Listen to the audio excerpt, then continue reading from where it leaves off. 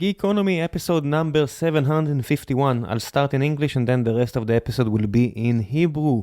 הפעם היה לי את הזכות הגדולה לארח את דוקטור רוברטס. הוא אחד מהיוצרי תוכן האהובים עליי אישית. דוקטור רוברטס מלמד כלכלה בסטנפורד ובשלל אוניברסיטאות אחרות בעולם כבר עשרות שנים, ולאחרונה, בשנתיים האחרונות, הוא גם הנשיא של המרכז האקדמי שלם פה בירושלים. הוא יהודי, אמריקאי, חי את רוב חייו בארצות הברית מן הסתם, ויש לו מאז 2006 פודקאסט כלכלי בשם EconTalk, שהוא לא רק אחד מהפופולריים ביותר בתחום הזה, בז'אנר הזה של שיחות עומק עם כלכלנים ואנשים אחרים, אלא גם אחד מהמוערכים ומהאהובים ומהטובים שבהם, אם יורשה לי לומר ברמה האישית. הוא אירח שם לאורך ה-17 שנים האחרונות אנשים כמו מילטון פרידמן ונאסים טאלב ויובל נוח הררי ואריאל רובנסטין וכמה מהכלכלנים האמריקאים הבולטים ביותר ומרק אנדריסן ויזמים ומה שאתם לא רוצים, והכל בסגנון מאוד מאוד אדיב, ודיברנו על זה גם בפרק. אפילו שהוא אירח אנשים כמו תומאס פיקטי, שאולי גם מקבל נובל יום אחד, והוא לא הכי מסכים איתו בתור כלכלן מאוד ימין נקרא לזה, שמאוד מאמין בגישה יותר מבוזרת, הוא תמיד מתייחס בכל כך הרבה כבוד לצד השני, ואני חושב שבתקופה הזו בחיי מדינת ישראל, אני חושב שיש לנו כל כך הרבה מה ללמוד מהאיש הזה, על איך לבוא בגישה מאוד שחלטנית, מאוד נקייה, אבל מהצד השני מאוד אמפתית ורכה ואדיבה ומכבדת לצד השני. אז שוב, זכות גדולה לארח את רס פה בגיקונומי, לשיחה שהייתה לי גם מאוד מעניינת וגם קצת מרגשת. ולפני שנגיע לפרק עצמו, אני רוצה לספר לכם על נותני החסות שלנו, והפעם זו חברת to-sit, מלשון לשבת. אם אתם מחפשים פתרון ישיבה לבית שלכם או למשרד שלכם, זה לא משנה מה, לא משנה אם אתם מחפשים עכשיו לקנות כיסא אחד או 1,000 כיסאות, חברת to-sit יכולה לעזור לכם. הם גם מייצרים חלק מהכיסאות בארץ, הם גם מייבאים כיסאות מהמקומות הכי טובים בעולם, יש להם כיסאות שיתאימו לכל כיס, גב וטוסיק. אני יודע, אני יושב על כיסא טוסיק, והרבה אנשים, אני יודע, מכם יושבים על כיסאות טוסיק, כי יש אחלה מבצע לכל מי שאומר שהוא מגיע דרך גיקונומי. תגידו את זה ותקבלו 25% הנחה על הכיסא הראשון, ורק הראשון שתקנו מן הסתם, כי זה הנחה מאוד משמעותית. יש אולם תצוגה בבני ברק מול קניון איילון, תגיעו, הם יסבירו לכם בדיוק איזה כיסא, או יעזרו לכם להבין בדיוק איזה כיסא אתם צריכים. המלצה אישית חמה ממני. ועכשיו, לפרק עם רוברטס, מקווה שתהנו.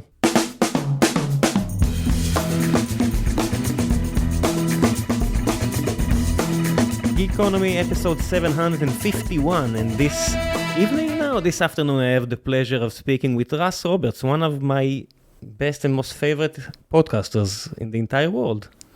Thank you, Rim. It's a pleasure to be with you. Such an honor. Just to do the introduction properly, you are the president of Shalem College. You've been teaching in some of the best universities in the world, Stanford and others, economy and other courses, right? Mostly economics, almost always. I've taught a little bit of entrepreneurship at Washington University in St. Louis and ran some programs there related to entrepreneurship, but mainly I've taught economics most of my life. And you wrote 5 books? I think six, but close enough. I'll tell you that we've got The Choice, Invisible Heart, The Price of Everything, Gambling with Other People's Money, How Adam Smith Can Change Your Life, and now Wild Problems, a guide to the decisions that define us. So yeah, 6. Books about economy used to be some kind of an esoteric topic, and it feels like since Thinking Fast and Slow by Daniel Kahneman, there's exponential growth in popularity around economical topics. Do you feel it as well? I think there have been a couple of events that changed the way economics is available to the general public. Blogging itself, which is what people used to do before Twitter and Substack. Blogging, I think, had a huge influence on the interest economists had in talking to a general audience. And then the success, Thinking Fast and Slow was one, but also Freakonomics by Steve Levitt and Steve Dubner.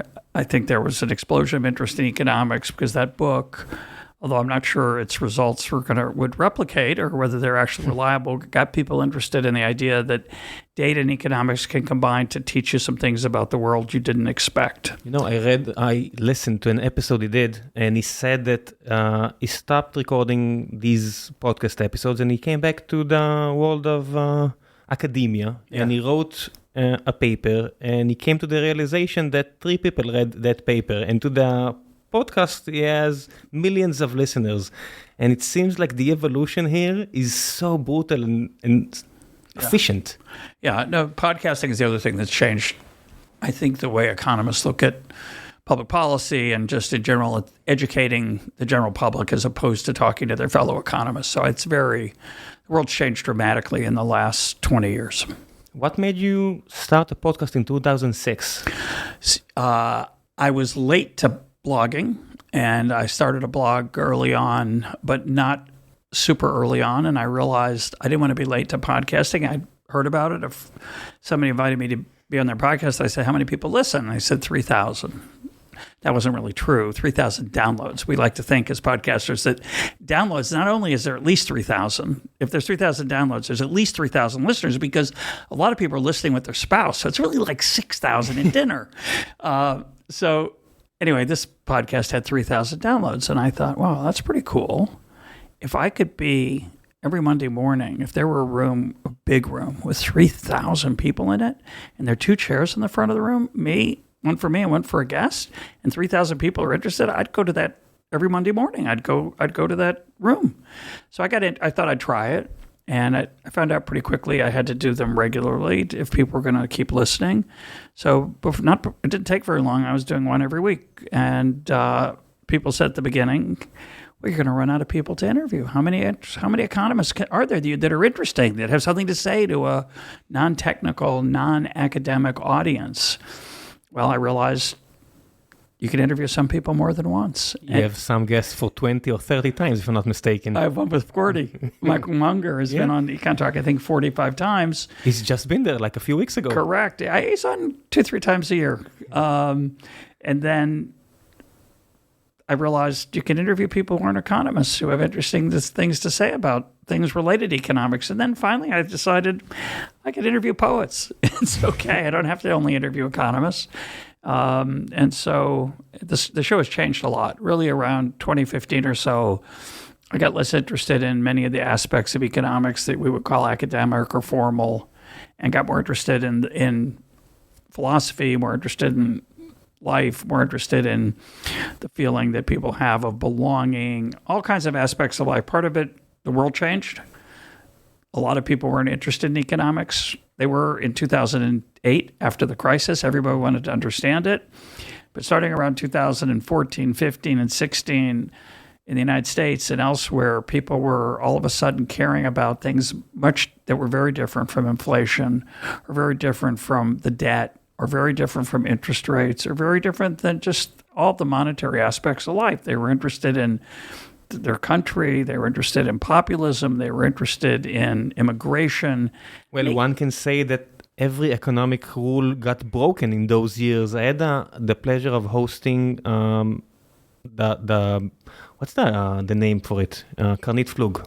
The central bank. Yeah, the chairman of the central bank in Israel. And I asked her about where's the inflation? We are pumping so much money into the system, so where is the inflation? He said, it's not that easy of a question that you ask me. I said, what about other chairmen of other central banks? Do they know? Do you have like a WhatsApp group that you ask around? She said, well, yes, and we don't. So why would we care if nobody does know what the hell is going on? That's part of it, of course. But now that we have more inflation, there's a big debate now about what's causing it. And I used to think I knew, and now I'm not as confident as I used to be. And I've interviewed a lot of people about monetary issues. I've interviewed a lot of people about Bitcoin. And I have many listeners who wish that I did an episode on Bitcoin every week.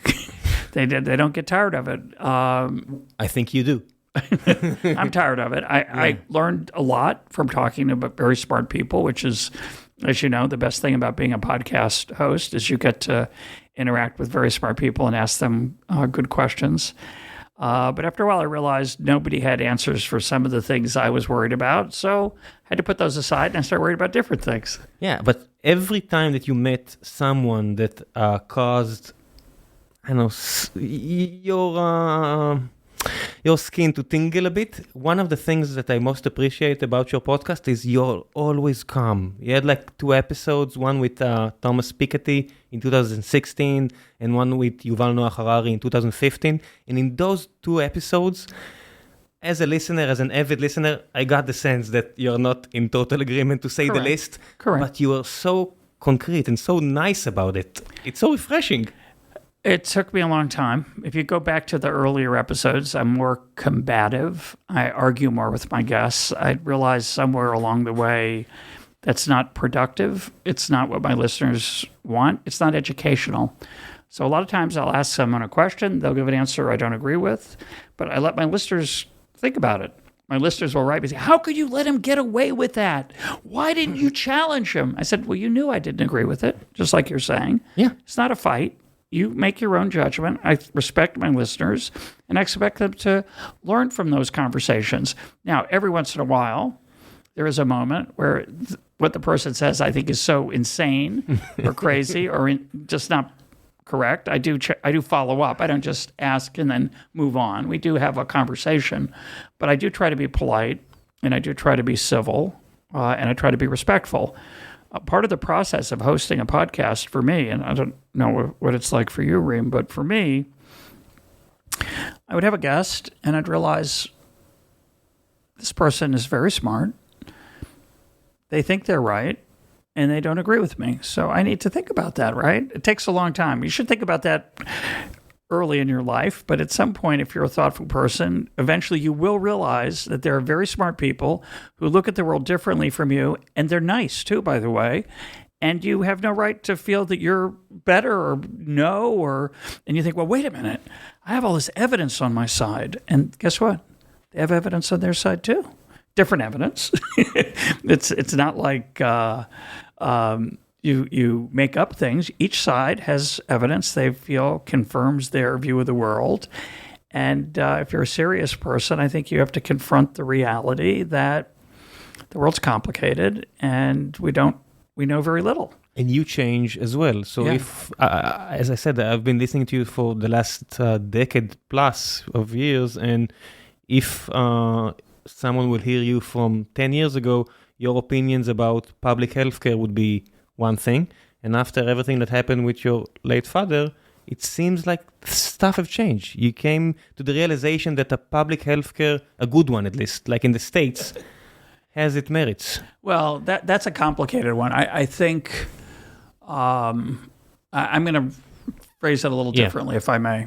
When I was younger, I was trained in economics at the University of Chicago, and I was a big believer in the power of markets. I'm still a big believer in the power of markets, but what I came to realize is that a lot of situations and a lot of systems, markets aren't allowed to work. And what looks like a market outcome is actually not a market outcome. So in the case of healthcare... Especially in the U.S. The U.S. is very complicated. The U.S. is not a market system, but it's not a socialist system either. It's not a public healthcare system, but it's not much of a private one either. There are elements of both. And you get the worst of both. You get an enormous amount of expenditure paid for by the taxpayer, but without much oversight from the market process that would usually protect people from spending money on things that don't work very well. So in the case of the United States system, the pharmaceutical market, the market for drugs, is not a free market system. It looks like it a little bit. The company that has research into a new drug, finds something that they think works, they have to sell it in the marketplace. The problem is that the competitive restraints that would normally keep them from charging very high amounts are not always there. And so... Because there's endless amounts of money waiting for them to grasp. It's 2 times the average spend of any other country equivalent to the US. But here's the crazy part. As a result of this system, a lot of good drugs do get discovered. The majority of them in the US. Come from the United States. Yeah. But the rest of the world pays a very small amount for them because they negotiate. The government say, well, we have a government system. If you want to be able to sell this drug in Israel, you have to charge this amount. But in America, if the government buys a drug from a pharmaceutical company, they're literally not allowed to negotiate. They have to basically pay whatever the company charges. So that's a bad system. Why don't they charge an infinite amount? Well, at first they thought, well, this doesn't look so good if we charge a really high amount. But after a while, they felt, it's okay. People are used to it now. We could charge a little bit more and a little bit more and a little bit more. And that's okay for a while because you need to have an incentive to find new drugs, and they're very expensive. But they keep extending the period in which they can charge a lot. They have a short-term monopoly through a patent system. But that patent, when it runs out, they find new ways to keep out entrants. Of course, it's not only in medicine, it's also in entertainment. The Disney company does it the same thing, basically. Correct. They have control it's less dangerous. Yeah. Well, there's a lot more competition there. It's true that Disney can make a premium because Mickey Mouse is forever. Somehow. Somehow. He never ages. He's the same age as he used to be. But circling back to medicine. Yeah, circling back to medicine. So actually, the point I would make is that my love for the power of incentives in medicine remains. What I've realized over the years is that the incentives are distorted by political activity sometimes on the part of medical players, the hospitals, the drug companies, and so on in the United States. And that's the sense in which the public and private systems are a mess. If you're here in Israel, you have a test that a doctor recommends. You never have to worry, I don't think, that the doctor's making a lot of money by running the test. We had one incident right now, and it became famous of some physician up north in Haifa that apparently, supposedly, sent people to unneeded surgeries. And I know about it because it's something that I thought about doing myself. And I just went to a physician who said, listen, here's a list of things that can happen to you. You seem strong. You can handle it. Don't do the surgery. Right. And I'll make the money so you can trust me. If I'm telling you don't need the surgery, I'm objective. And she told me that in the US, there would be no argument because she would make so much money out of that surgery. The incentive would be so strong, she wouldn't even think about not offering it to me. And the complication of medicine and many things in life is that it's not yes or no. It's a gray area. It might be helpful, but there might be side effects. And so if you're the doctor that profits from it, it's easy to convince yourself sometimes, we're all human, that the side effects are relatively small. And they make a lot of money from that surgery. If you say that in the United States to a doctor, they get very upset and they yell at you because, of course, they would never, ever be affected by those incentives. But, of course, they're human beings. Maybe not yell. They're still Americans. Maybe just be more stern. They yell. They don't like it. It hurts their feelings. But I think there's a challenge often in the American medical system, the way it's structured now. The person who receives the treatment, the patient, often pays very little out of pocket, meaning it's coming out of the taxpayers' pockets, which would be okay. Wait, that's true here in Israel. But the difference is that in America, the doctor also makes a lot of money for the procedures. So you have a person, it wouldn't hurt. Let's say the side effects are small. Then I say, give me that treatment. It might help a little bit. You as the doctor like it because you make money. Mm-hmm. Who's not in the room for the conversation is the person who's paying for it, which is the taxpayer. That's not a good system. That's what the U.S. has right now. But on the other hand, every country in the world right now is fighting the truth, and the truth is there's not enough doctors. We can't train enough doctors, and everybody's struggling with that fact. And the U.S., because they pay so much for their physicians, because of that system that you're not so happy about, they have the ability to attract so many doctors from everywhere in the world. But in the United States, there is a different barrier to competition, which is you can't open a new medical school. So not surprisingly, the current people who are doctors think we have plenty of medical schools and we don't need any more doctors, because that's the reason they're paid so much, is that the demand is high and the supply is not allowed to, the quantity of supply is not allowed to respond to the demand. So the government, through the licensing of medical schools, essentially gives power to doctors to restrain their competition. It's also true in hospitals. In many states in the United States, I think over 30, if you want to open a hospital, you have to get permission from the other hospitals in the area. They have to agree that we don't have enough hospitals. Not surprisingly, they actually think there are plenty. They don't want a new competitor. It's like in the NBA. If you want to do an expansion team, all of the other owners need to approve you. Correct. So that's not good. And that's that lack of competition. Competition is the essence of a market system.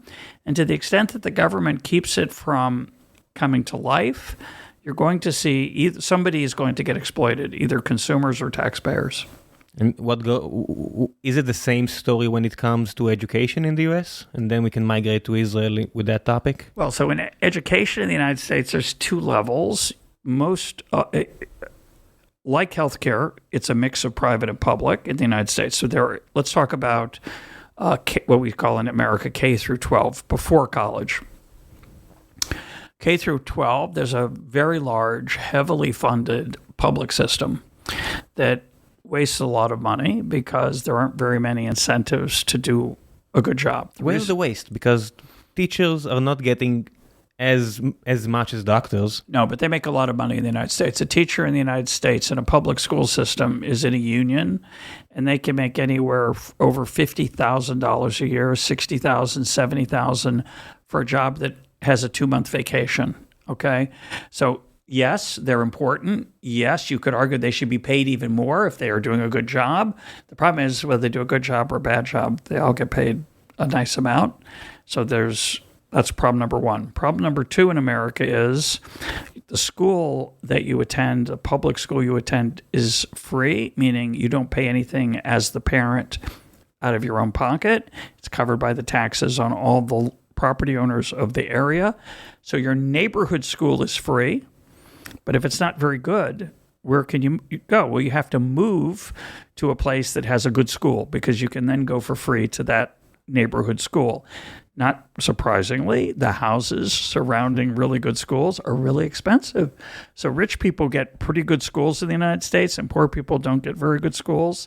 And that's a terrible thing. It means that the opportunity for poor people to rise, find more opportunity, is limited because they don't get very good education. And it same goes for colleges, right? Because I think 15 years ago, I thought about going to Berkeley, and if I was a resident of California, it's like $12,000 a year. And if I'm an external person, especially from Israel, it will $55,000. Yeah. So at the college level, it's more complicated. There's a 2-tiered system.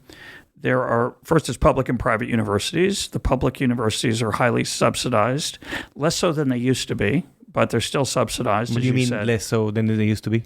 The amount that you have to pay in tuition has gone up. The amount that's covered by government payments has gone down as a proportion.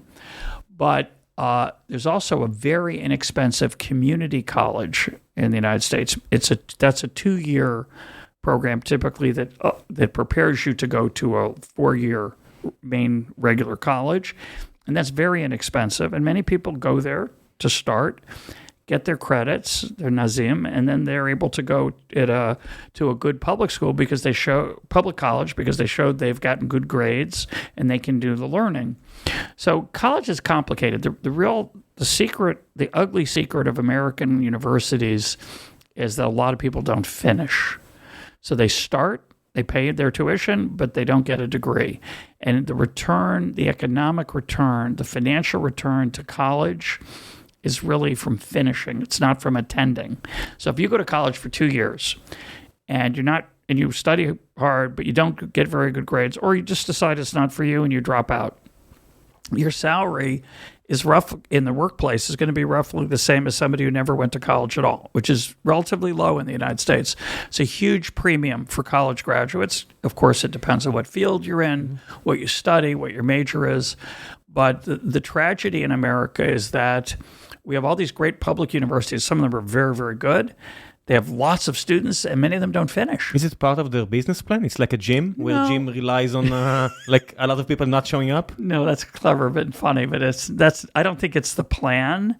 I just think it's the reality. I don't think it's not a business model in any sense. The people who are running the colleges of America don't get super rich from this strategy. It's just it's a system, again, where the incentives, what we're talking about earlier with medicine, are not necessarily aligned to produce great results. Having said that, when you're looking at a plan like President Biden tried to push through and the courts there declined. Where the debt. Yeah, the debt. Debt relief. Yeah, the debt relief. $500 billion, debt relief, $500 billion. As an economic professor, you're looking at that.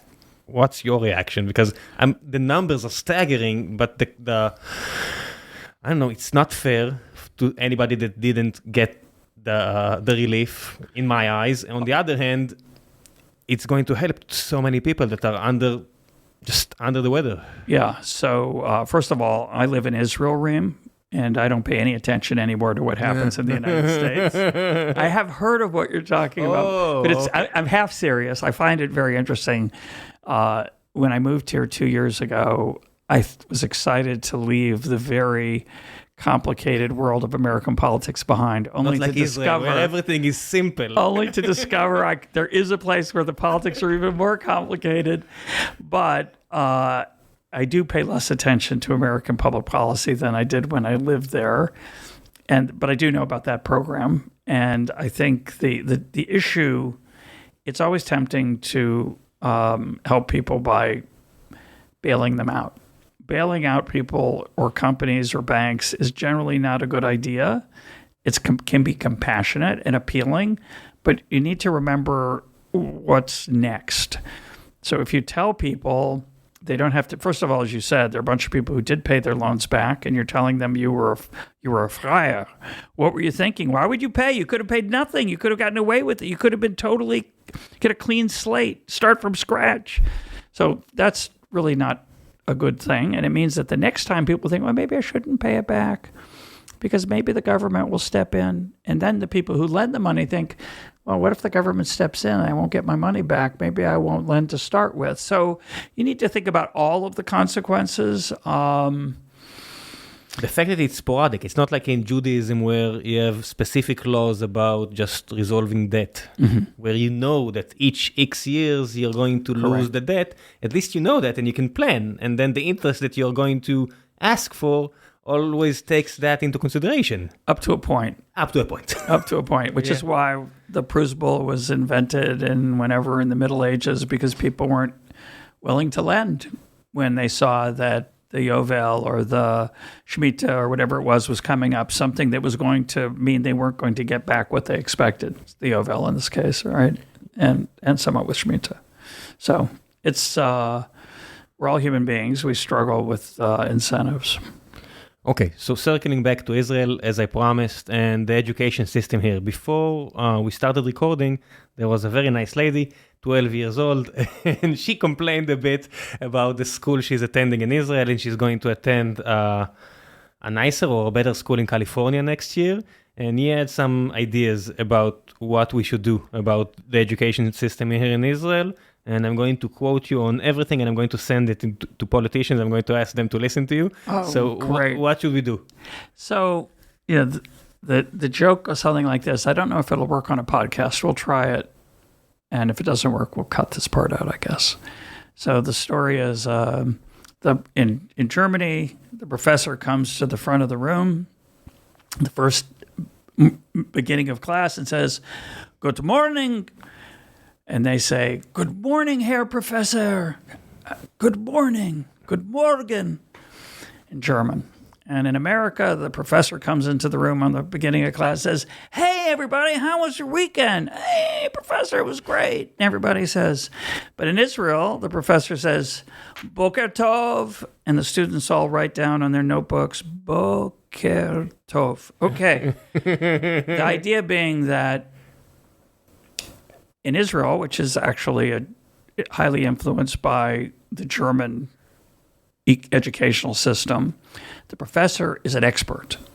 Your doctor, professor is the person who knows everything, and they tell you what to think. They tell you what to write down. They tell you what you need to know.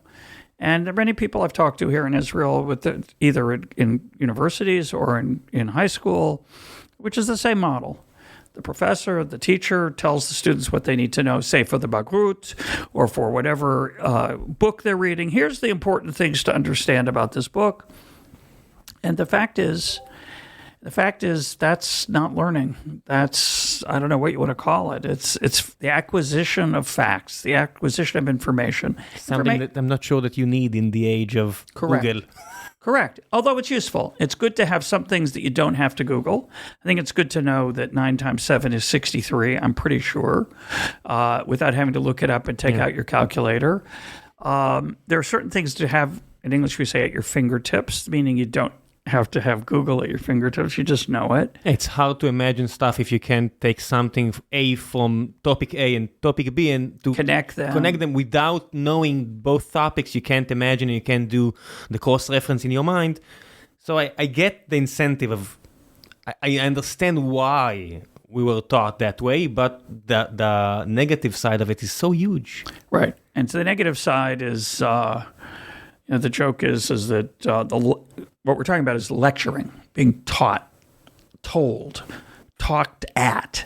If you're talked at by a teacher or professor, the joke is it's the process by which the notes of the professor are transferred to the notebooks of the students without passing through the brains of either.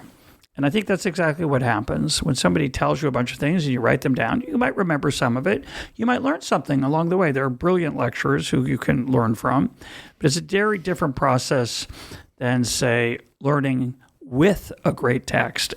What you do, I think, tragically in most modern universities, this includes the United States, Israel, just another example, you learn about the book, you're told about the ideas, as opposed to learning from the book, learning with the book, exploring why the book is important for you as a human being, as a citizen of Israel, as a modern person. And I think the current educational system is in the United States, and I'm afraid somewhat in Israel, is broken. It's a world where people are not taught to think. They're taught a bunch of things that they write down. That's not a good system. So, my college, Merkaz Academy Shalem in Yerushalayim, was started 10 years ago with a very different model. The model was small classes where you read great books together with people who are curious and eager to understand them. And instead of being told what's in the book or about the book, you explore the book, you discover what's in the book, and that's a very different model. The expression goes back, I think, to Plutarch. It's a beautiful expression. The mind is not a vessel to be filled. It is a fire to be kindled. A great education should light you on fire with curiosity, Inspire with understanding. Me. Don't tell me what to think. Yeah, don't tell me what to think. And so, I think we have, in the last 6 months, the best explanation of what happens if we don't know enough. We have an entire country that is sure that on the one side they are fighting Hitler, on the other side they are sure that they were freed from the plantation and they are now going to strike back at their enslavements. And I think the majority just don't know what they're talking about, and I'm talking about myself as well. Not enough, and they don't know enough about history. And the majority of Israelis 2 or 3 years ago had zero respect for just general education and reading books, and everybody fell into high-tech because the high-tech scene did so well. And in the last 6 months, everybody is just trying to catch up as fast as they can, only to win arguments. Yeah. They are reading like political books and they're reading like political theory, and they're just trying to catch up because there's so much argument in 6 months. Everybody's arguing and bickering about stuff that a year ago nobody understood. It's like talking with people from Greece in like 12 years ago, where even cab drivers suddenly understood about economical rules and just inflation. And חבר'ה, לפני שנחזור לפרק הזה עם רס רוברטס, אני רוצה לספר לכם על נותני החסות שלנו, והפעם זו חברת הפניקס, שרוצה להציע לכם בביטוח הרכב שלה עד 45% הנחה על ביטוח מקיף לרכב, ברכישת ביטוח מקיף וחובה למצטרפים חדשים. אני אשאיר לכם את הלינק בדף הפרק. ועכשיו, בחזרה לפרק, מקווה שאתם נהנים. On the one hand, I'm very sad about what's happening. On the other hand, there's benefits out of it. It's a great educational moment. And I've talked to a lot of people here in Tel Aviv in the high-tech sector who have the exact same reaction that you're talking about. They realize, I don't know very much outside of coding. I don't know very much outside of high-tech. There are great questions in philosophy, in ethics, in literature about our humanity, certainly about political science and political philosophy. And maybe it's a good thing to learn about some of those. And it's not only theory, because we see for the last 6 months the implication of it. Yeah. Because there's so much important discussion going on, and I'm not going into details because we agreed, let's not do that, but you see just the lack of knowledge. Yeah. And you see like people from Shalem, I won't name names except Igal, who was here a few times, but other people, it's just a different level of understanding. So what we try to do is we say that we're trying to create thoughtfulness. And that's there's no easy way to translate that word into Hebrew. So in English, what it means is that you realize that the world is complex. You realize you don't know everything. You realize that the person across the table from you who doesn't agree with you might understand something you don't know, and that you don't know everything. It's a great expression I learned from Naasim Taleb. He says it's a proverb of Venice. I don't know if it's true, but he says, the farther from shore, the deeper the ocean. The more you learn about things, the more you realize what you don't know. It's a cliche, but it's a cliche because it's true. And a truly thoughtful person appreciates the complexity of the world. And in that aspect, I can tell you about podcast guests that the brighter they are, the more knowledge they have. Usually, a lot of them are not very good guests because they don't feel convenient about talking about anything outside of their realm of expertise. It's like Ariel Rubinstein and a lot of people that maybe will win a Nobel Prize one day. I don't know, that were guests here for the last 8 years. If they're one of the best of what they do, if I just try to take the conversation like one angle, 1 degree to the side, and said, I don't know nothing about that. I don't want to pass judgment about that. I'm a big fan of Ariel Rubinstein. He's been a guest on my program also. He's a very smart human being. He's a very smart human being, and he's very aware of the limitations of his field, even though he is at the very top. Yeah. He's an elite academic game theorist, but he understands that game theory has many, many limits. The tragedy of the modern world, I think, is that one of the tragedies is that sometimes the academic authorities, the smartest people, they'll write a book and it'll make all these bold claims. And when I interview them, I say, well, what about this? Oh, well, that was just for the book. Like, how can you write that? Oh, and I know what they're thinking. If I just say, well, I'm not sure, I don't know, you don't get people paying as much attention to it as if you make a bold claim. It's like, but that's irresponsible, especially if you actually believe, as Ariel Rubinstein does, that it might not be true, so he doesn't say it. God bless that man. Yeah, he's a good man. If you compare just the amount of popularity Yuval Noah Harari got in the last 6 years, well, Mark Zuckerberg is not going to say to his readers, go read Ariel Rubinstein. But he will say so about Yuval Noah Harari, who can say something like in his book that a person from 40,000 years ago had more knowledge than a person today. Okay, buddy, how are you measuring that? There's no way to measure that. What is the evidence for that claim? Yeah. Well, I just read it and I said, okay, I'm very much irritated right now because I don't know. I came from I read Claude Shannon in university because I went to electrical engineering school, and there's a way to measure information. How do you want to measure that claim? You can't just say whatever you want. Fair enough. I totally agree. But I would say that those books were interesting. I read them. Oh, They're yeah. filled with interesting ideas. Yeah. It's just pop culture, and that's it. Just don't think that they're truth. It's okay. Maybe they are. Maybe it is. They could be. They're thought-provoking. Yeah. But as you say, often in those kind of books, and I don't want to pick on Yuval Harari, but in those kind of books that try to explain the whole world in 250 pages. Yeah. No, 250. Give me, be fair. Yeah. 250, not 200. I mean, that'd be impossible, but give me 250. But those kind of books, if they're good, they don't tell you how the world actually works, but they do force you to think about something maybe that you believe or that you've thought was true, and maybe reconsider it. So they're not bad, but you have to read them thoughtfully. Yeah, that's a bit of the tragedy because that's Dunning-Kruger syndrome, where people that don't know anything and people knowing a lot are at the same stage about stuff they don't know, and everyone else is on a different plane. They have an opinion. No, it's really in many ways the curse of the modern world that here are two bad worlds. One world is there's a bunch of people who are experts and they tell everybody what to do. That's a bad world because often they serve themselves rather than the general public. And of course, their knowledge is inherently limited. That's the old world. The new world we live in is there are no experts. Nobody has any authority to tell anybody anything, and nobody believes anything they read.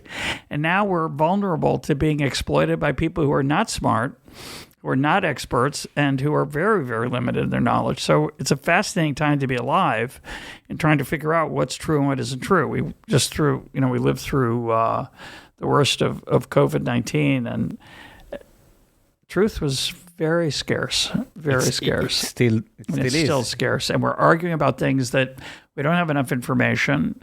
The people who claim to be the authorities gave us bad information often, and they destroyed the credibility of their institutions. It's a very, very... It became sport. In Israel, I'm not sure if you know, but there was a famous true crime incident where a small child was murdered in the north of Israel.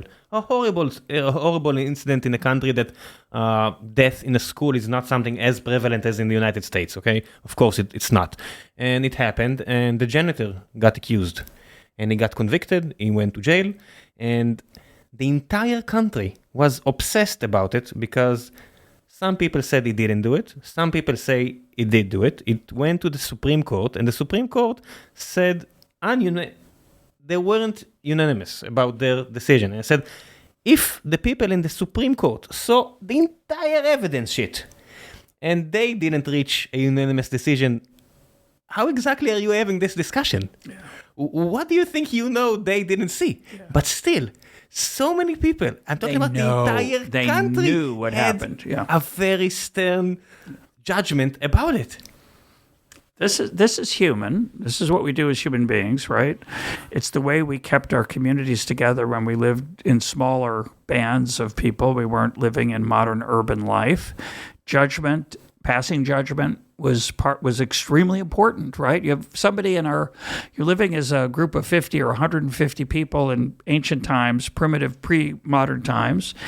Somebody who betrays the group, somebody who does not carry their weight, somebody who cheats on the community is punished relentlessly to make sure that the community stays together. That was a very powerful incentive. It's kept us alive through most of our pre-modern times. That motive, that urge, that characteristic of human beings in modern times runs amok sometimes, right? Just exactly what you're saying. And except in sports, it's not that nice. But in sports, I love it because in sports, it's a game. And the costs are low of being wrong. If you're wrong, it depends on what's your position. If you're the GM of a team, like you just interviewed, the cost is your career. But for me, as a fan. So we had in my favorite team, in Hapoel Be'er Sheva, we had one of the best player that ever played for us. And after 3 years, he lost interest in playing for us. I said, we should cut him off. We don't need him anymore. It's just the right thing to do. He proceeded to be the best player in a stronger league for 3 more years. I said, of course it's a mistake. Okay, so I made a mistake. What do you want from me? Who's really to blame? The person who took the decision, not me. Obviously. Yeah, but it's fun because it's a game. Yeah. And that's the reason that I love sports. You can be an ass, but it's fine. But in real life, we just act the same way. People die. It's not only that. You can reach a civil war because we are treating politics like it's a football game. No, it's true. It's a big, there's a whole phenomenon, which I'm sure if you listen to EconTalk, we talk a lot about tribalism, right? We have our groups that we are loyal to. We have our groups, right, that we hate, the other group, the out group. And that's also part of probably our genetic endowment from the past. It's even stronger. What? It's even stronger. There's a famous politician here in Israel, Ofer Shelach, and he came here 4 times, and he always repeats the same metaphor that you prefer that your hatred, like the team you hate in sports will lose. It will bring you more joy than your team would win. Yeah. And we took it to politics, the same thing. Yeah, but there's a reason. It's not like we thought and said, hey, this would be fun in politics. It's that it's part of our tribal self. And there are many good things about tribalism. We should remember that, right? We have Israel, when it works well as a nation, has a remarkable phenomenon that you see as an outsider when you come here, that it's unlike America. It's like a big family. It's an amazing thing that is very precious, and it would be a tragedy if we lose it. I don't think we will so fast. I hope you're right. It's a very special place, and that's tribalism also. It's that the people like me, and of course it's complicated by the fact that we're a diverse country. We have other people here, who are not part of the tribe. And so it's a very complicated situation to live in a civilized way with people who are different from us. But the core caring of this country, the compassion that people have for strangers is very precious. And it often cuts across tribes because it becomes a characteristic that's part of who you are. And it's one of the best things about this place as a newcomer. I've been here 2 years, and it's an extraordinary place for that reason. Yeah, it's like any other characteristic about a culture or a person. It's never only good and it's never only bad. It's like that young person that just been here in the room. She said that a teacher even her favorite teacher is yelling. Yeah. And it's true. We are a very loud nation without a lot of respect to each other. And in some occasions, it's an horrific part of our culture. But in other places, that loss of respect is good. Yeah. Another example would be privacy. When you come to Israel from the United States, the lack of privacy is shocking. Can you give examples? I'll give a couple examples. So you go to buy gas for your car. I don't own a car, but we rent a car sometimes to travel here in the country, my wife and I. So we rent a car. We go to put gas in the car. It says, what's your Teudat Zehut? I'm thinking, well, I'm reading this in Hebrew. I said, it can't be that they want my Teudat Zehut, because in America... your social security number, you'll never give it away. They'll steal my identity. Someone's going to be getting my salary. So that can't be right. But in Israel, or similarly, I go to rent our first apartment. They say, well, what's your landlord's Teudat Zehut? I'm thinking, well, how would I know? And why would he tell me? Oh my gosh. You think I'm going to ask him? That would be... So that's one example. Here's another example. I go, in the old days, I think most of us still remember these days, you wanted to travel, you had to show that you didn't have COVID. So you'd have to get a test. So you go to a gas station in Jerusalem. There's a teenager sitting behind a desk in a corner on the parking lot. And, my joke was, it was 60 shekels if you want the test, but for 100, he'll put the thing in your ear instead of your nose, and you'll be sure to get a good test. Anyway, he takes the test, he shoves it in a little tube, and you walk away. I thought, well, I hope it comes out okay. I get a message from Maccabi, my Kupat Cholim. Oh, we saw you took a COVID test. Good luck. You're good. Your PCR test was negative. Thinking, in America, this would be insane. How did they know? That's my private business. I went and got a PCR test. How could they already know about? Who told them? Who said he could tell them? So you have that. But the best you have is you're in the grocery, you're buying a pineapple, and the guy in front of you says, why are you buying a pineapple? I like pineapple. You know how much is the pineapple right now? It's too expensive. Why are you paying for the pineapple? So all of these things... the person, like if you'll go now to Tel Aviv, avocado can be, let's take an example, avocado can be very expensive right now, and the person on the aisle, the person that is going to take your credit card and pass it, will tell you, maybe you don't want to buy it. It's very expensive. Hey, that's the price? You're right. Thank you. So the grocer told me that. Exactly. In America, this would be shocking. On all of these, it's like, so that's tribalism, because you think you're in my tribe, and you think you have not just the right, the obligation to tell me, to protect me from paying too much for a pineapple. You didn't raise your kids here. If you raise a kid here, everybody is in your business. I know. Everyone. That's what I hear. Yeah. Well, I have a granddaughter who comes. Her parents were in Jerusalem last year, and I hear them when they're on the bus. People are constantly giving them advice. Don't do this. You should do that. Why aren't you doing this? So again, as an American, it's very strange, but there's something also very beautiful about it. Not only as an American, I think the majority of the Western world. For sure. Yeah, it's like I had the pleasure of talking with the CEO of Deutsche Telekom. He is like the biggest employer in Europe. And he said that as a German company, he can't do stuff that I see as trivial, because he asked me, like, for you, privacy is what? The 10th, 11th most important aspect? I said, yeah, something like that seems about right. Of course, as a CTO of an American company here as well, it's number 1 for me. But yeah, if you'll ask me as an Israeli, it's like number 10. He said, yeah, as a German, it's number 0. Yeah, exactly. It's number 0. It's the holiest of things that I need to take care of, and it limits my ability to make money, unlike the Americans, for instance. Yeah, and in America, maybe it's because 1984 was written in English. We're very worried always about Big Brother, the image of George Orwell's book in 1984, that someone's watching, taking advantage of me, controlling me, oppressing me. It's the essence of the authoritarian state. In America, we're obsessed with making sure that we don't turn into a totalitarian state. Here, especially for safety issues, the idea that in America that you would spy on people for safety, it happens. Of course, the FBI and the CIA are constantly looking at things. With the same software. Or the NSA, absolutely. But when people find out, they're furious. Here in Israel, it's like, yeah, of course. Yeah, well, they have to look out for terrorism, of course, right? So it's a very different world. By the way, the whole role of the army, the whole role of spying, of surveillance is the right word in English.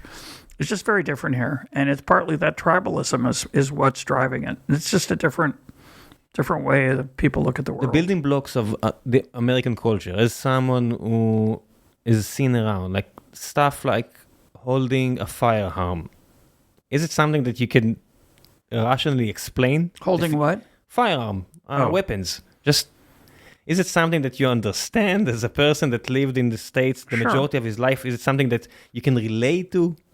So you're saying the fact that in America they're obsessed with guns? Is that what you're talking about? No, I'm not even saying obsessed, because some of my best friends is a gun owner in the States, and just the fixation, just the importance of it. It seems like such a big part. Okay, so in Israel, right now, there's so much political turmoil because there's stuff that is important to one side and not important to the other side. The same goes if we'll ever pull back from the West Bank. I must assume we'll see exactly what's happening right now from the other side. In the States, there are several issues that Americans are talking about. Let's change the law and take guns.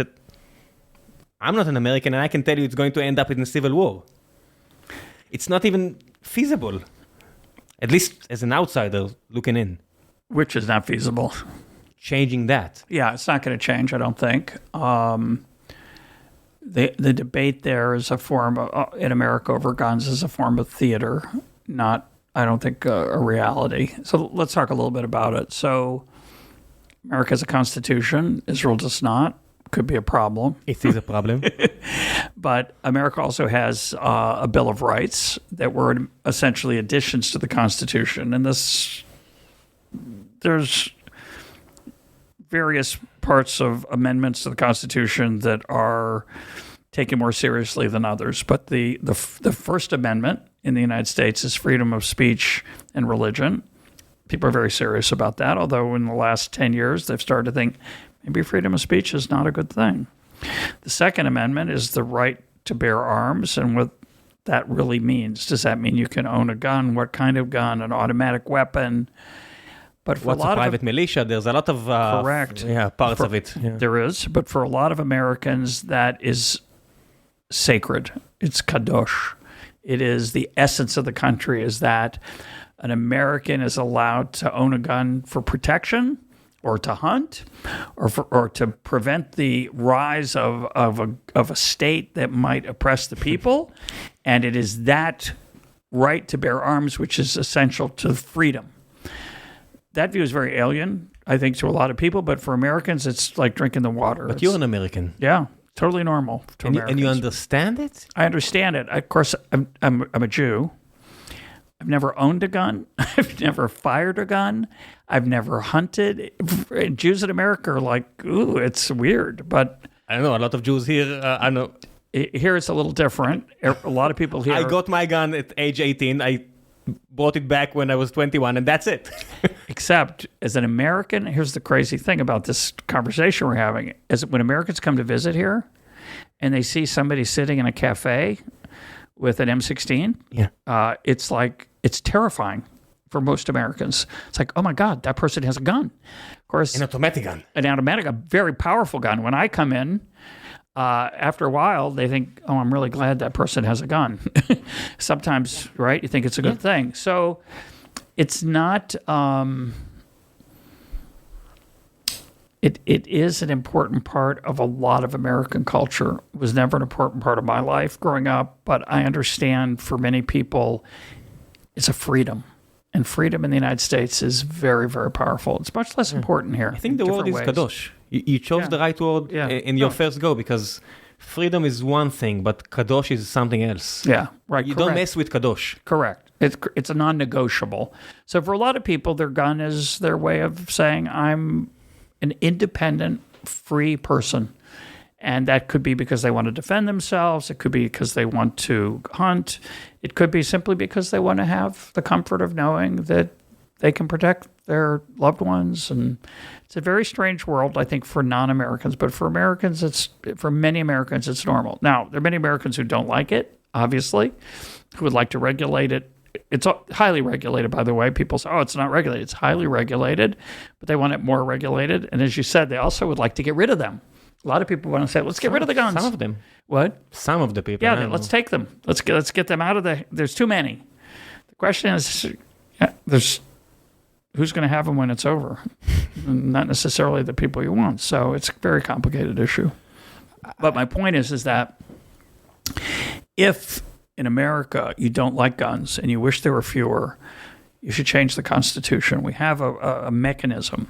So the reason I said it was theater is that many, many people who want more restrictions on guns will not go, they're not serious. They say it, but if they're serious, they should change the Constitution. They should try at least. Why aren't they trying? I don't understand.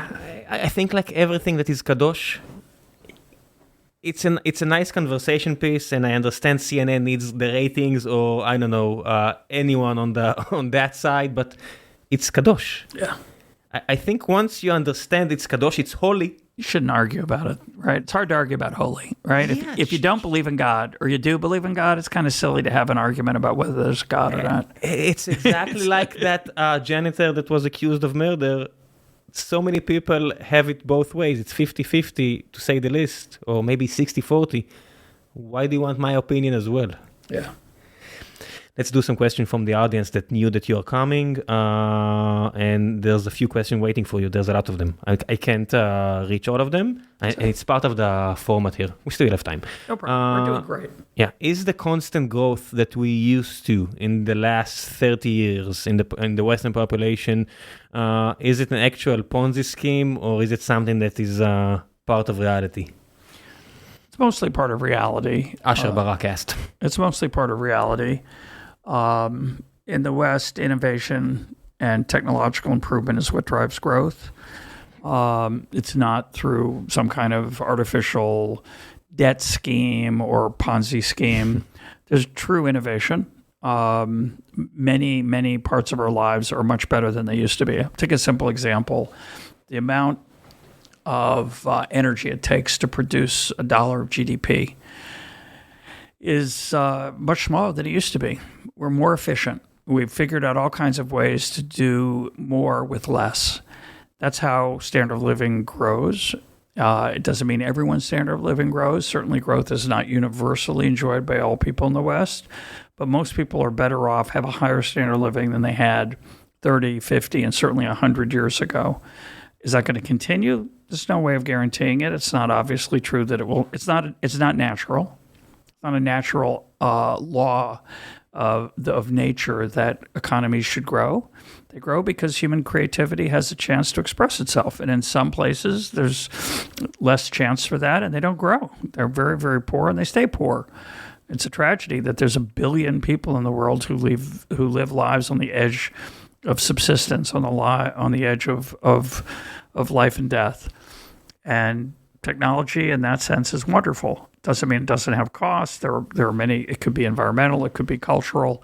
But certainly the growth of the Western world over the last 100 years, 50 years, and the growth, by the way, of China and India over the last 30 is extraordinary. And it's not a Ponzi scheme. It's not going to collapse suddenly. There are things you could do that could reverse things.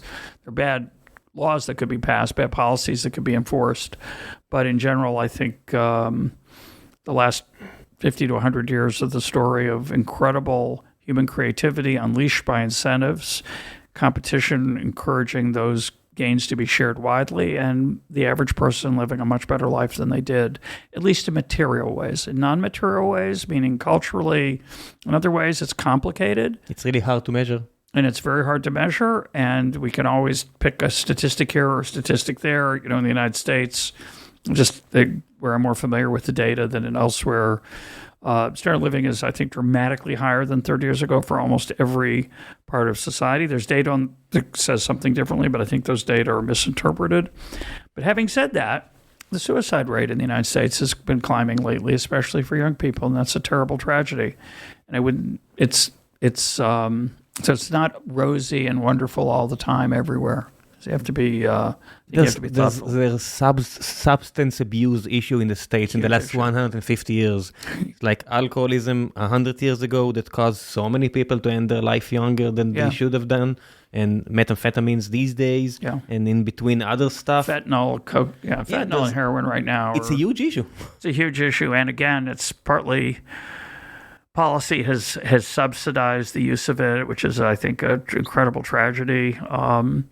And it's face a lot of challenges to lead a good human life. Yeah, if we'll go 5 kilometers that way, there's a building in Tel Aviv University in the name of people that actually devoted their life to flood the streets. No comment. No comment from my side. It's complicated, Reem. I had a few guests on this topic, as you probably have too.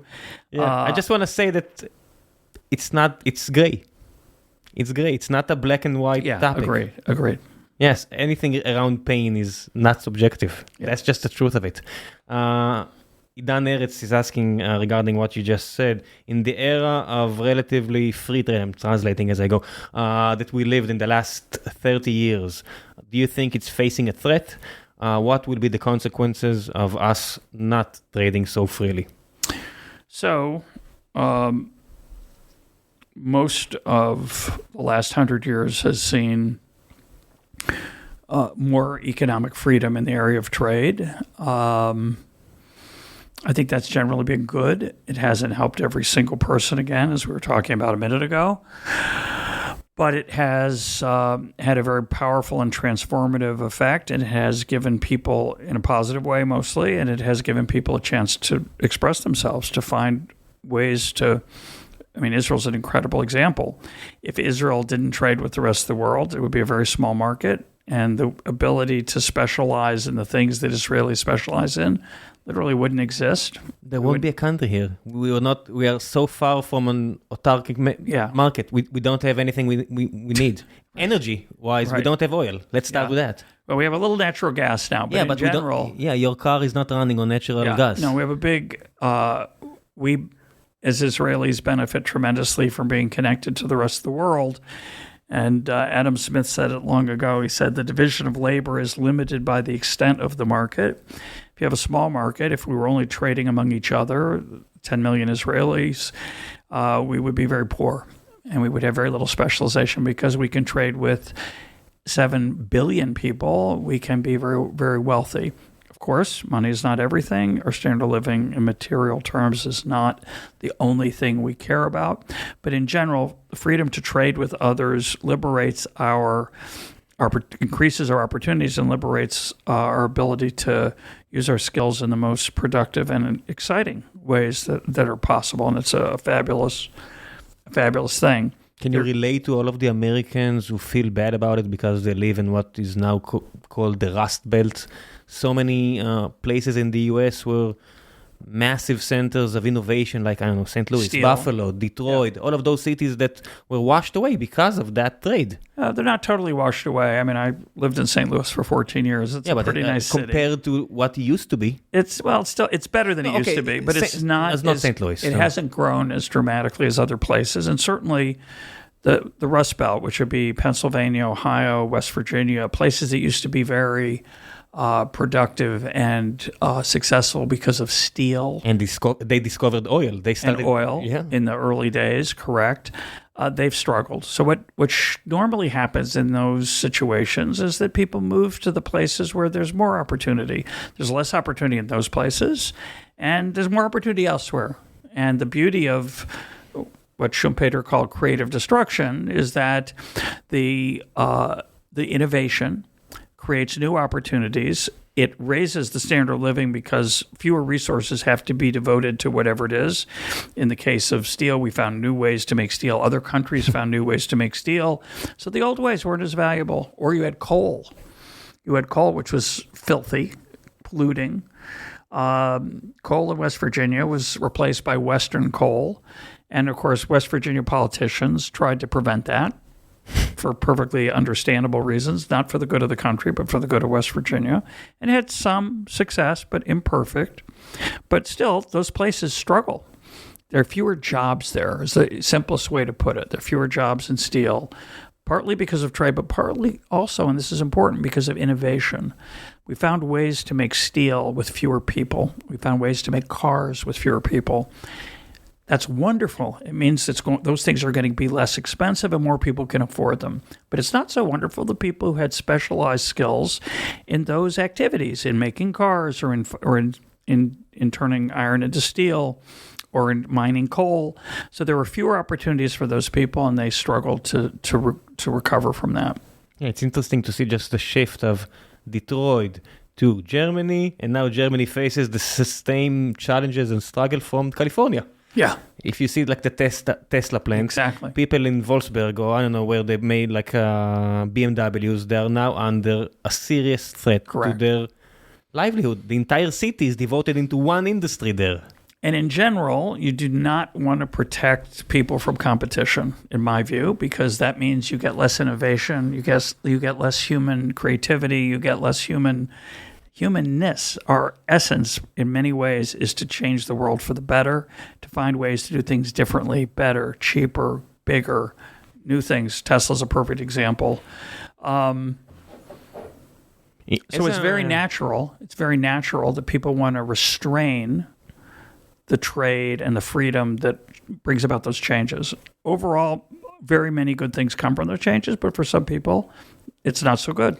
As a person who taught in Chicago and everything that is based on that fact, seeing countries that are being run top down and not bottom up, countries like South Korea, Qatar, parts of China, and let me think about other examples, but countries that were used to be the poorest in the 60s and now are among the 10 richest places in the world, mainly because of government, central planning and top down. And is it a fact that, is it like an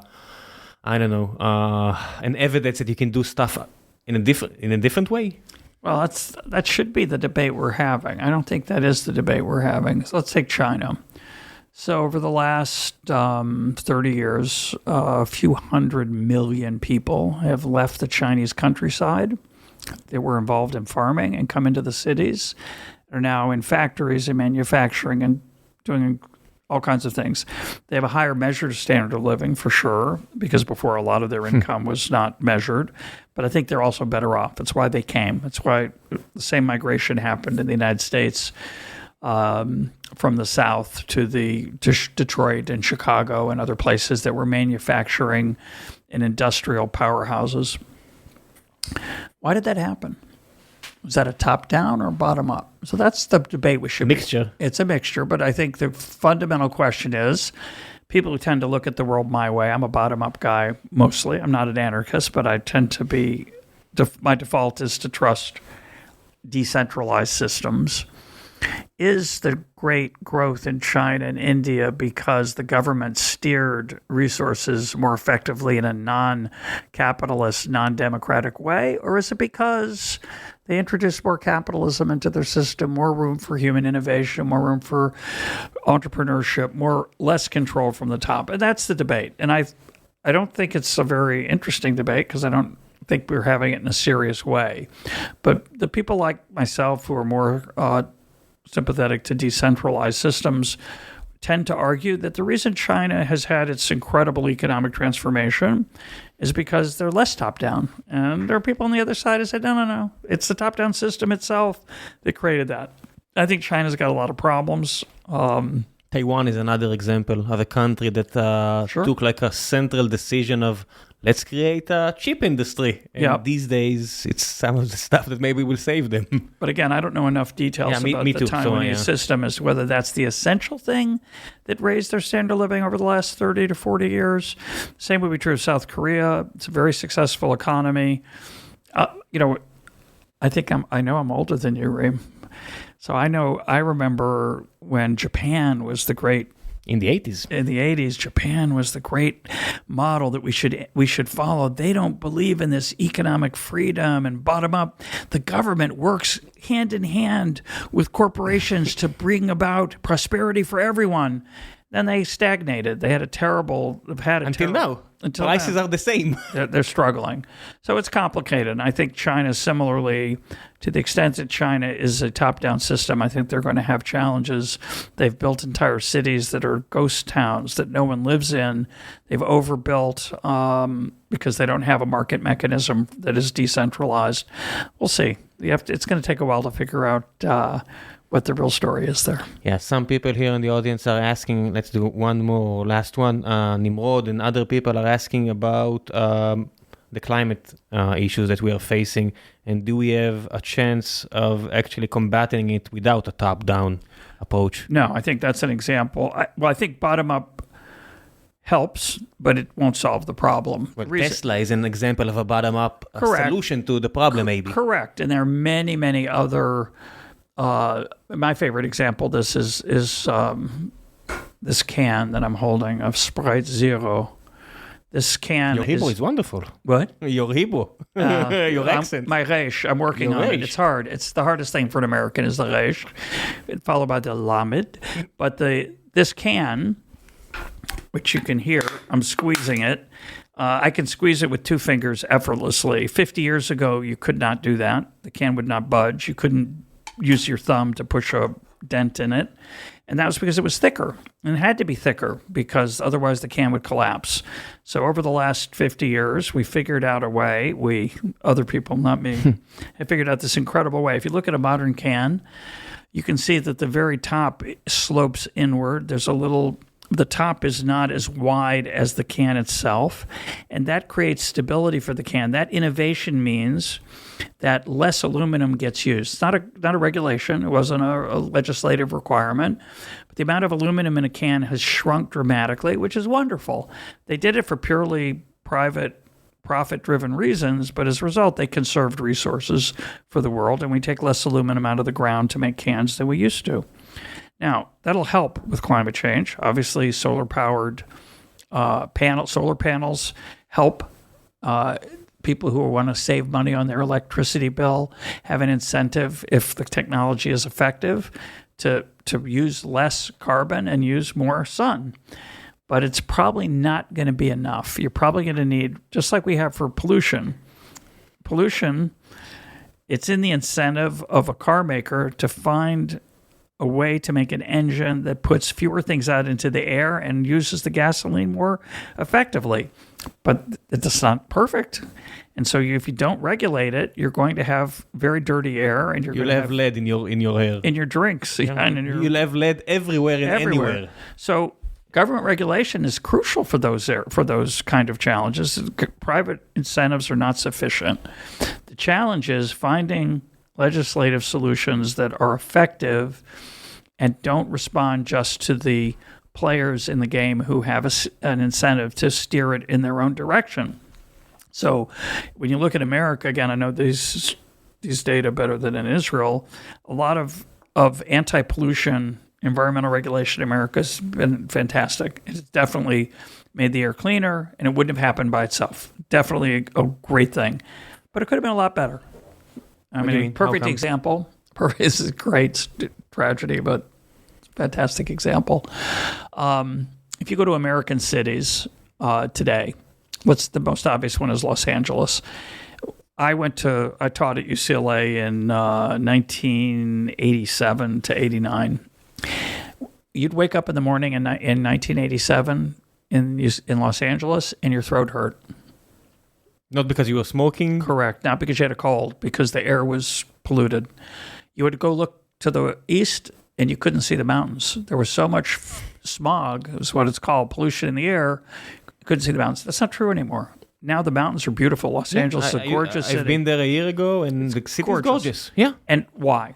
Because thankfully, legislation was passed that reduced how much poison and pollution cars could put into the air. Now, how did we do that? Well, the way we did it was we required every car in the United States to have a device called a catalytic converter that reduced the amount of pollution going into the air. Great thing. But there's a twist to it. I think I have this right. Some Japanese cars produced less pollution without a catalytic converter than the American cars with a catalytic converter. So they didn't need one. You didn't need to require every car to have one. What they should have required was you had to reduce the amount of pollution you put in the air. And if the catalytic converter was the way to do it, great. If it was the design of the engine, also great. Let competition and let companies figure out innovative ways. Just be below the threshold. What? Just be below the threshold. Yeah. And you could have said, and if you're above it, you'll pay a tax. You could use that money to take care of other things, other social problems, and so on. But what I was told, listeners can check this, is General Motors, the American company, had the patent on the catalytic converter. So every car was required to have one, even if it didn't make the car cleaner. It wasn't that the Japanese car was even cleaner. It didn't need it. The car didn't produce the extra amount that the catalytic converter reduced. So those kind of things happen all the time. One more example. We talked earlier about coal in West Virginia. Pecham. What? Pecham. So coal in America comes from the East Coast, West Virginia, and the West Coast, I think Colorado and other places. The coal in West Virginia has a lot of sulfur, which is the chemical compound that goes into the air in the form of sulfur dioxide, which is very bad for your health. It's bad for the air, to look for all kinds of things. So we should have had a tax on sulfur. That would have been normal. For every pound of sulfur, every ton of sulfur you put in the air, you should have to pay a tax, and then you'd be encouraged to find ways to produce energy with less sulfur. One way you would respond to that tax would be to use more coal from the west of the United States and less coal from the east. But Senator Byrd of West Virginia thought that was not good for West Virginia. So instead of requiring you to produce less sulfur, he said, if you have a power plant that uses coal, you have to have a scrubber. A scrubber was an unbelievably expensive thing, millions of dollars, that reduced the amount of sulfur that went into the air from the burning of coal. So if you already have the scrubber, you can buy the coal from West Virginia. Yeah. So that's the way we did it in the United States. Was it a good thing? Overall, yeah, because there was less sulfur put into the air. but we did it in a really expensive way to make sure that the people of West Virginia could still have coal mining. That's the reality, the political reality. You have a power to answer one last question about the New York Knicks? The Knicks? Yeah. We'll give it a shot. Why are the Knicks in the biggest and most important city always suck? Unlike other big cities like LA, Boston, or San Francisco. Okay, or even Miami. Actually, that's a deep question. It's not a silly question. No, it's not. It's a serious question. You have a big market and you have a big fan base, and logically, you were supposed to win at least one championship since the 70s. So, there are three major American sports. There's American football, there's American baseball, and there's American basketball. There's a fourth sport, hockey. It's not as popular, but those are the four major sports, and the first three are the most popular: football, basketball, and football, basketball, and baseball. Yeah. So, of those three sports, one of them, spending is relatively unconstrained, meaning you as a team can spend. You don't have a cap. You don't have a cap. Now, they changed that recently. Basically, there's a tax if you spend over a certain amount. Luxury tax. A luxury tax. But until recently, there was no restraint at all. And the bigger your market, the more money you had and the more money you could spend to develop players to come into your team and to pay players to come from other teams. So it's not surprising that in baseball, the largest markets have the most profit and therefore have the best teams. That would be New York, Los Angeles. Boston's a very small city, actually. It's not a big city. It's a much smaller market. So Boston was at a huge disadvantage relative to New York for much of baseball history. So not surprisingly, the Yankees in baseball are very, very, very successful. The way that would usually change is someone would say, wow, this is a really big market. This market is so big, there should be 5, 4, 6 teams in this market. How many are there? 2. The Yankees and the Mets. There used to be the Dodgers and the Giants. There was the Brooklyn Dodgers and the New York Giants. When the Dodgers and the Giants left to go to California, where there was a lot of opportunity and new markets, the Yankees had essentially a monopoly over the largest market for sports fans in the country for baseball. The Mets were started in, I think, 1962. And so there was a little bit of competition, but they were in a market that could have supported 4 or 5 teams. Because of that, the Yankees always had a lot of money and could pay a lot of money to bring players in and pay a lot of money to develop younger players to come to their team. So they have, I think, 27 World Series championships, far out of proportion to their being one of 30 or so teams. That doesn't work in football. It doesn't work in basketball. In football, you can have a city like Green Bay. I was going to say Green Bay, which is a tiny town. It shouldn't have a team, but it has a team because of history and the way the league started in around 1940 or so, in the 40s or so. Green Bay should shouldn't be successful.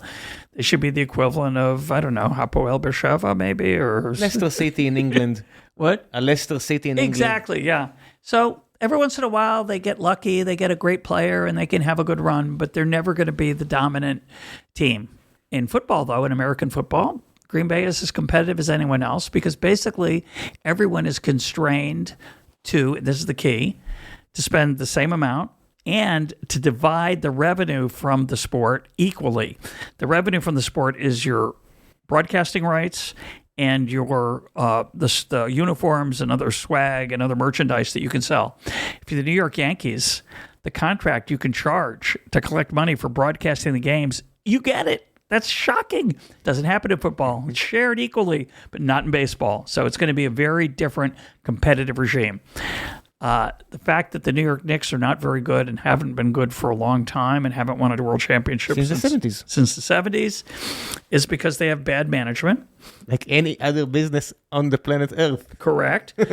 And they should go out of business, but they get to stay in business because you can't just start a team to compete with them in New York. You have to get the league's approval. And so the league lets the current team struggle and do the best it can. But the fact that they're in New York, there are 2 teams in New York, basically. There's 3 now. There's two. There's the Brooklyn Nets and the New York Knicks. There should be 4 or 5, but doesn't matter. They don't get to enjoy the benefits of only having 2 teams because they share their money with everyone else. And there's equally. no regulation like any other country in the world. What do you mean? In any other country in the world, if you are the worst team in your league, you get relegated. Relegation. Relegation, yeah, exactly. I meant relegation. Yeah, exactly. They should be in the minor leagues. They should be in what's called the D League or the G League, but no, they're in the NBA. And it's fascinating always to think that in supposedly the most capitalistic country, you have this magnificent method that actually helps the sports to be the best in the world. Yeah, so sports is very interesting. We could have a long conversation just about we'll have it. Another episode about that in the future. The team is really the league. The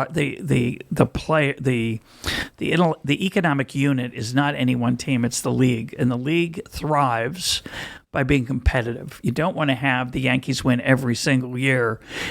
You don't want the Yankees to win 150 games and lose 12 every year because it wouldn't be interesting. It's okay for Tesla to win 150 games, that everybody gets a great car at a low price. That's the market of capitalist and you production. can buy a share of Tesla and you can buy a share if you want. But in the case of sports, it's a little bit deceiving. The teams do compete, but the whole goal of the league is for it to be fairly level so that each team has some kind of chance of winning. If your team has no chance of winning, you stop going to the games and the league suffers, not just the team that's... It's a business. People don't understand outside of the States that it's a business. Even fans in the States, I'm not sure that every one of them...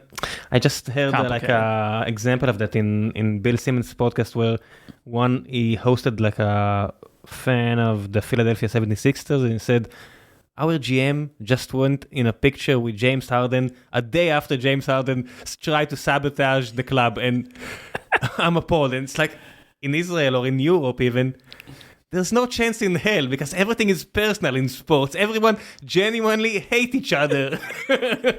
It's worse than politics.